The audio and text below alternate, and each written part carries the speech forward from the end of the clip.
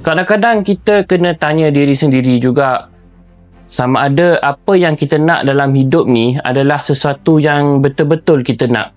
Bukan apa, boleh berlaku keadaan di mana kita sebenarnya terpengaruh dengan sekeliling kita, apa yang berada di luar diri kita.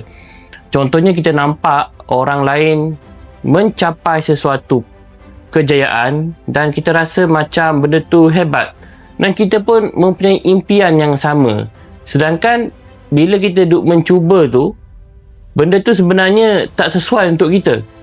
Jadi kita kena kenali diri sendiri, kena tahu sebenarnya apa yang betul-betul kita nak dalam hidup ni. Bukannya kita hanya terpengaruh bila tengok orang lain ada, bila nampak benda tu macam gempak, ataupun kita menerima tekanan orang sekeliling untuk capai sesuatu itu, sedangkan dalam hati kita, dalam diri kita, kita pun tak nak sangat pun benda tu.